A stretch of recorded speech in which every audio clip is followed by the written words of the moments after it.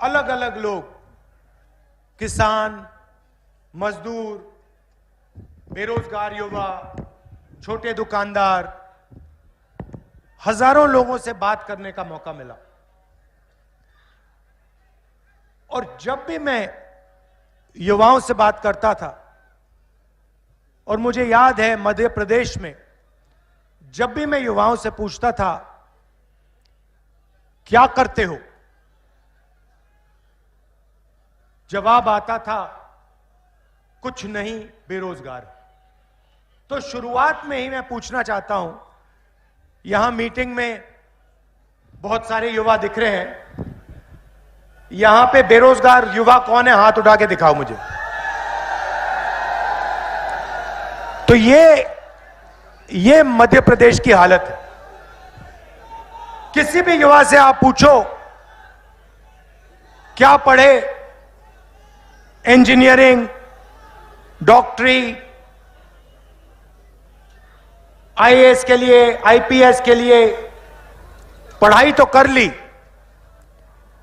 Private college को, private school को, private university को पैसा दे दिया, डिग्री भी ले ली, मगर काम नहीं मिला।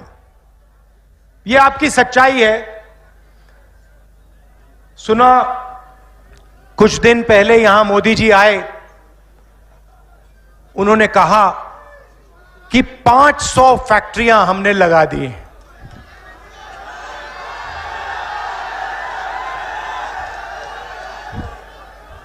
पता नहीं, पहले आए थे कहा था 15 लाख रुपए बैंक अकाउंट में डाल देंगे, काले धन को मिटा देंगे, और अब मध्य प्रदेश में हमने 500 फैक्ट्रियां लगा दी हैं। किसी को दिखी है फैक्ट्रियां?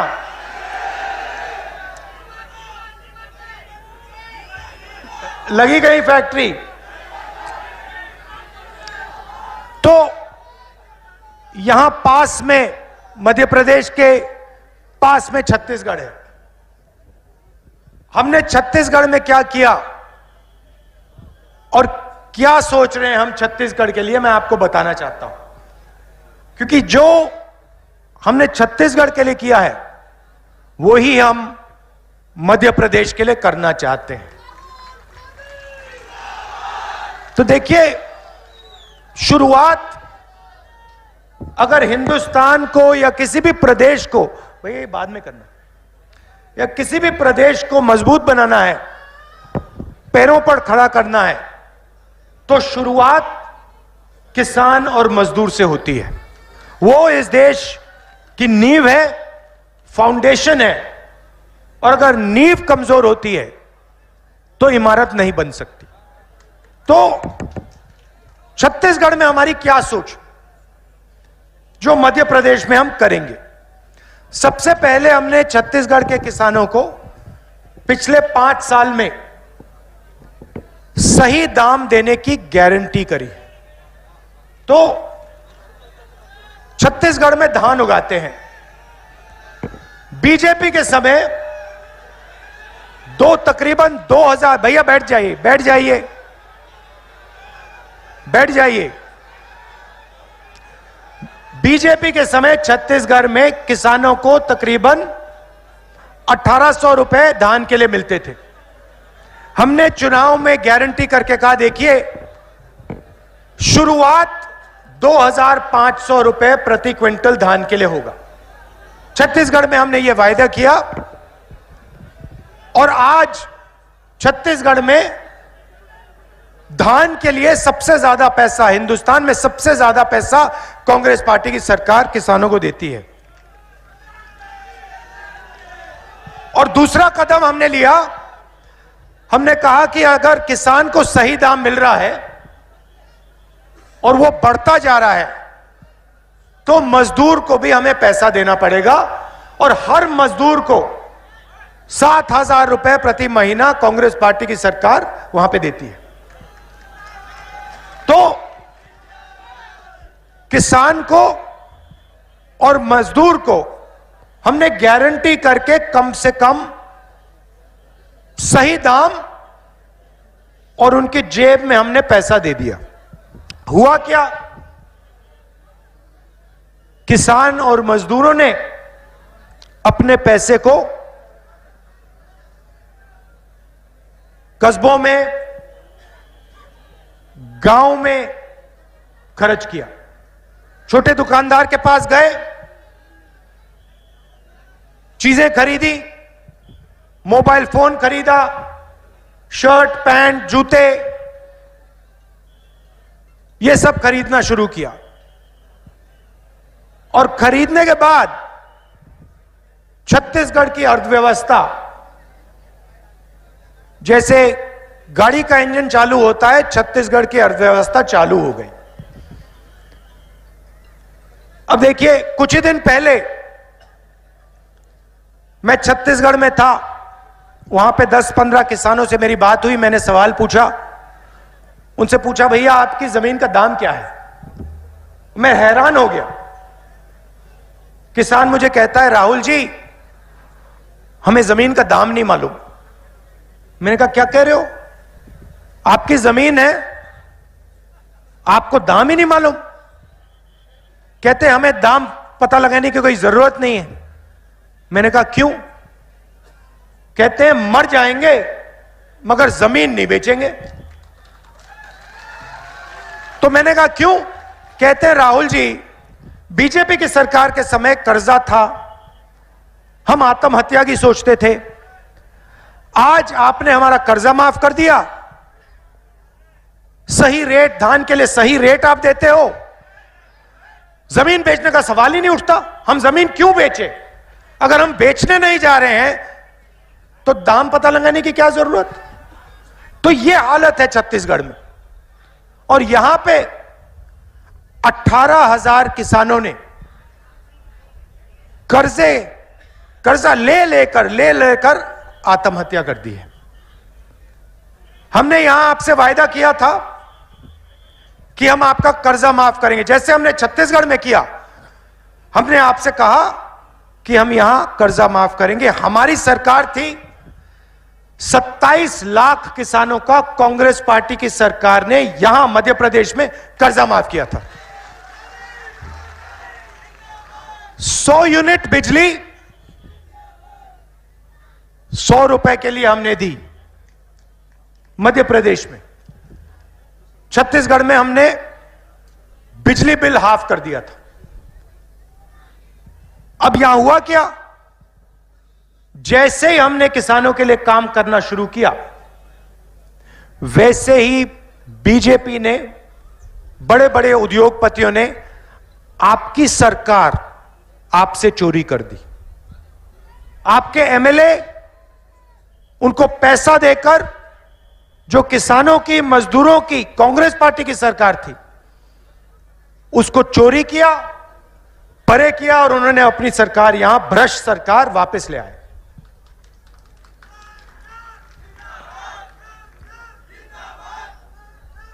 ये मध्य प्रदेश जो है भ्रष्टाचार का कैपिटल है, भ्रष्टाचार की राजधानी है ये हिंदुस्तान में।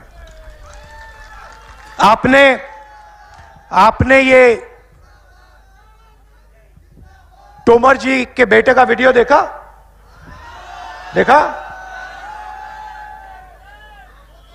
वीडियो फोन पर बैठे हैं, आपका जो पैसा है दबाकर चोरी कर रहे हैं। अच्छा, यहां के जो आपके बीजेपी के एमएलए हैं, मंत्री हैं, वो कोई कम नहीं है। तोमर जी की और उनकी रेस चल रही है, कौन मध्य प्रदेश से के जनता से, किसानों से, मजदूरों से ज्यादा पैसा चोरी करेगा।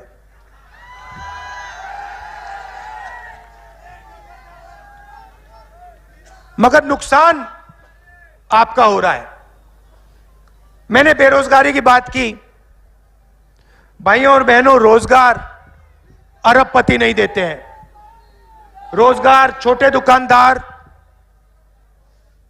स्मॉल और मीडियम बिजनेस चलाने वाले, हमारे किसान, ये लोग रोजगार देते हैं। और बीजेपी की सरकारों में, चाहे वो दिल्ली की सरकार हो, मध्य प्रदेश की सरकार हो, छोटे व्यापारियों पर, स्मॉल और मीडियम बिजनेस वालों पर, किसानों पर आक्रमण होता है। बीजेपी ने आपसे कहा कि हम काले धन को मिटा देंगे, नोटबंदी कर दी। यहां पे नोटबंदी से किसी को फायदा हुआ? एक आदमी हाथ उठा के कह सकता है हां नरेंद्र मोदी ने नोटबंदी जो की उससे मुझे फायदा हुआ? आपको एक आदमी नहीं मिलेगा। नोटबंदी का फायदा हिंदुस्तान के अरबपतियों को हुआ। किसको? अडानी को। अडानी को हुआ। भैया, अडानी देश के सारे एयरपोर्ट ले गया, पोर्ट्स ले गया, इंफ्रास्ट्रक्चर ले गया। अडानी जी के लिए नरेंद्र मोदी जी किसान बिल लाए थे। वो अच्छी बात है कि किसान खड़े हो गए, उन्होंने कहा हमें यह बिल नहीं चाहिए, बिल को वापस लेना पड़ा। मगर सरकार अडानी जी जैसे लोगों के लिए चलाई जाती है, बड़े बड़े उद्योगपतियों के लिए चलाई जाती है, किसानों के लिए, मजदूरों के लिए, छोटे दुकानदारों के लिए, छोटे व्यापारियों के लिए नहीं चलाई जाती। और होता क्या है, जो देश की रीढ़ की हड्डी है, रोजगार देने की रीढ़ की हड्डी है, छोटे व्यापारी, स्मॉल मीडियम बिजनेस वाले, उनको नरेंद्र मोदी जी और शिवराज चौहान ने खत्म कर दिया है। तो हुआ क्या, ये चाहे भी ये मध्य प्रदेश के युवाओं को रोजगार नहीं दे सकते। ये सच्चाई है। आप मोबाइल फोन के पीछे देखो, शर्ट के पीछे देखो, जूते के नीचे देखो, मेड इन चाइना दिखेगा। हम सही बात ना? आपने कभी किसी कैमरा के पीछे, शर्ट के पीछे मेड इन मध्य प्रदेश देखा है? नहीं देखा। ये हम करना चाहते हैं। मैं चाहता हूं हमारी सरकार आने के बाद यहां जो लाखों करोड़ों युवा है वो बेरोजगार ना रहें, वो फैक्ट्रियों में काम करें। और ऐसा एक दिन आए जब चाइना में कोई युवा हो, वो अपना मोबाइल फोन निकाले, उसके पीछे देखे, उसके पीछे लिखा हो मेड इन मध्य प्रदेश, और वो कहे यार ये मध्य प्रदेश कहां है, मैं जाके देखना चाहता हूं। ये कौन सी जगह है जिसने हमारी सारी की सारी नौकरियां ले ली और मेड इन चाइना को मेड इन मध्य प्रदेश बना दिया। ये हमारा सपना है। यहां पे आपके 15 साल 18 साल जाया हो गए, एक के बाद एक इन्होंने आपको झूठ बोला। प्रधानमंत्री यहां आते शर्म नहीं करते हैं। पूरा मध्य प्रदेश जानता है कि मध्य प्रदेश में एक कारखाना नहीं खुला, और यहां प्रधानमंत्री आके कहते हैं हमने मध्य प्रदेश में 500 फैक्ट्रियां खोली हैं। शर्म की बात। नीमच में कहा। मतलब देखिए, शर्म ही नहीं है। मतलब जीरो शर्म है। चले जाते हैं, जो मन में आता है कह देते हैं। पता नहीं, मालूम ही नहीं होगा, पता नहीं क्या है, मगर शर्म नहीं है कि यहां आकर जनता से कह सकते हैं कि भैया 500 फैक्ट्रियां हमने खोली हैं, और सोचते हैं कि जनता को कोई आइडिया नहीं, कोई समझ नहीं। अजीब सी बात है। हमने भी वायदे किए हैं। मैंने यहां आकर पिछली बार कहा था हम किसानों का कर्जा माफ करेंगे, हमने कर दिया। हम यहां झूठ बोलने नहीं आए हैं। गैस सिलेंडर कितने का मिलता है? 1200 का। आप लिख लो, चुनाव के बाद यहां मध्य प्रदेश में 500 रुपए का गैस का सिलेंडर हो जाएगा। और जैसे हमने कर्जा माफी की पिछली बार वायदा किया था, इस बार हम उस काम को पूरा करेंगे। 2 लाख रुपए तक का कर्जा मध्य प्रदेश के किसानों का हम माफ कर देंगे। मैंने तो अपने चीफ मिनिस्टर से कह रखा है, कर्नाटक, राजस्थान, हिमाचल, चीफ मिनिस्टर से कह रखा है, देखिए जितना पैसा बीजेपी के लोगों ने अरबपतियों को दिया है, उतना पैसा हमें किसानों को, मजदूरों को, उतना ही पैसा उनकी जेब में डालना है। तो यहां जैसे हमारी सरकार आएगी, गेहूं के लिए 2600 रुपए प्रति क्विंटल आपको मिलेगा और वो बढ़ता जाएगा। आपको पूछने की भी जरूरत नहीं होगी, वो 2600 पे शुरू होगा और वो चढ़ता जाता जाएगा 3000 से आगे जाएगा।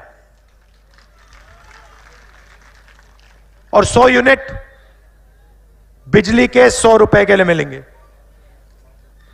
तो ये हमारे वायदे हैं और हम चाहते हैं कि जो काम हम छत्तीसगढ़ में कर रहे हैं, किसानों की वहां हमने जिंदगी बदल दी, छोटे दुकानदारों की, व्यापारियों की, स्मॉल और मीडियम बिजनेस वालों की हमने जिंदगी बदल दी, वो हम मध्य प्रदेश में करने जा रहे हैं। देखिए, सच्चाई मैं आपको बता देता हूं, यहां पे चुनाव कांग्रेस पार्टी स्वीप करने जा रही है।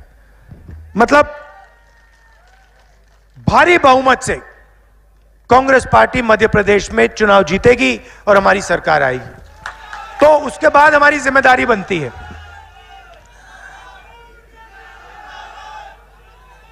भाइयों और बहनों, एक और बात मैं आपसे कहना चाहता हूं, जो शायद देश के लिए और मध्य प्रदेश के लिए बहुत जरूरी है। आपने सुना होगा, पहले अपने भाषणों में, हर भाषण में नरेंद्र मोदी जी कहते थे कि मैं ओबीसी हूं। सुना आपने? सुना ना? जहां भी जाते थे कहते थे मैं ओबीसी हूं, ओबीसी हूं, ओबीसी हूं। अब जब से मैंने जाति जनगणना की बात शुरू की है, तब से नरेंद्र मोदी जी कह रहे हैं हिंदुस्तान में कोई जात नहीं है, सिर्फ गरीब है।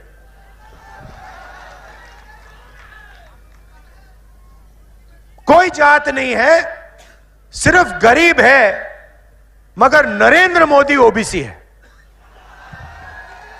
मतलब एक ही ओबीसी बचा हिंदुस्तान में, उसका नाम है नरेंद्र मोदी। क्यों? क्योंकि मैंने जाति जनगणना का सवाल उठाना शुरू कर दिया। अब देखिए भाइयों और बहनों, मध्य प्रदेश का मैं आपको उदाहरण देना चाहता हूं। गलतफहमी में मत रहिए, सरकार को एमएलए नहीं चलाता, सरकार को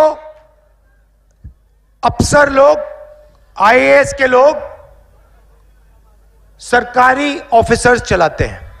सही बात है। हर युवा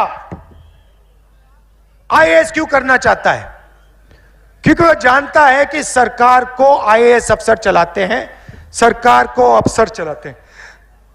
तो मध्य प्रदेश की सरकार को शिवराज चौहान और 53 अफसर चलाते हैं।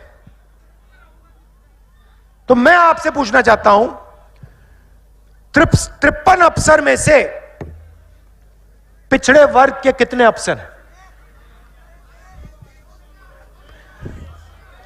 एक।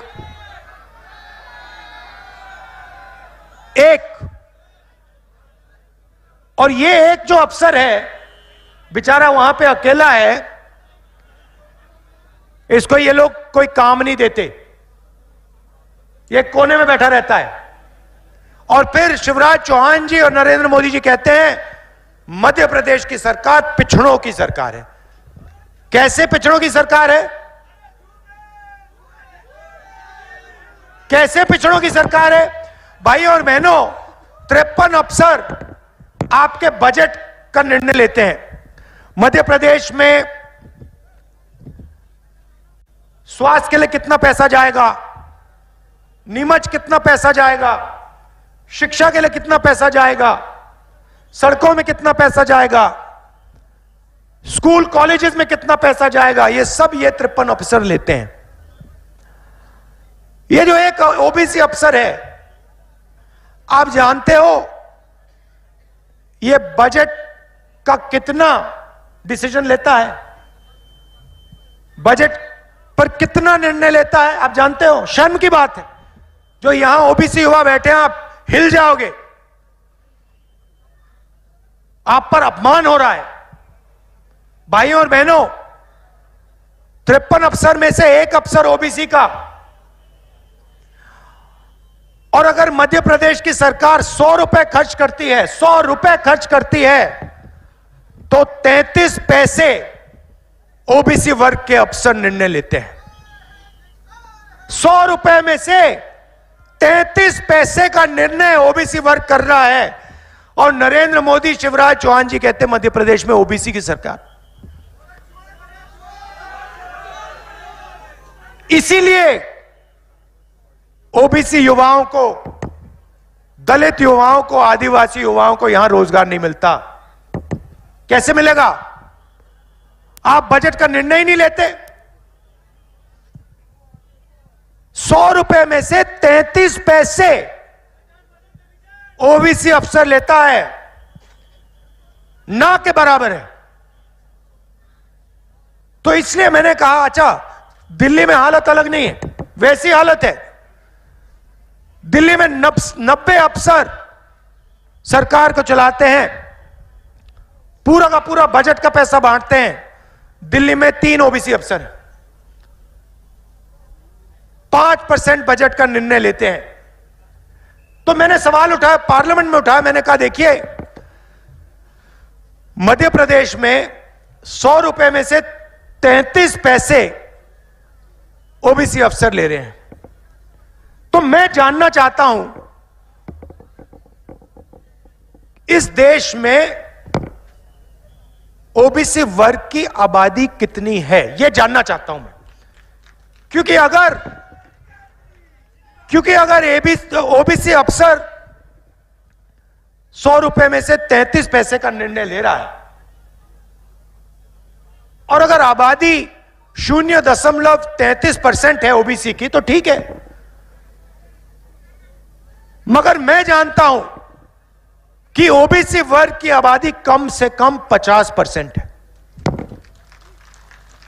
अब जैसे ही मैंने नरेंद्र मोदी जी से कहा पार्लियामेंट में कि भैया एक काम कीजिए, ये जाति जनगणना कर लीजिए, इससे दूध का दूध पानी का पानी हो जाएगा, सब पता लग जाएगा देश में कितने पिछड़े लोग हैं, कितने जनरल हैं, कितने आदिवासी हैं, कितने दलित हैं।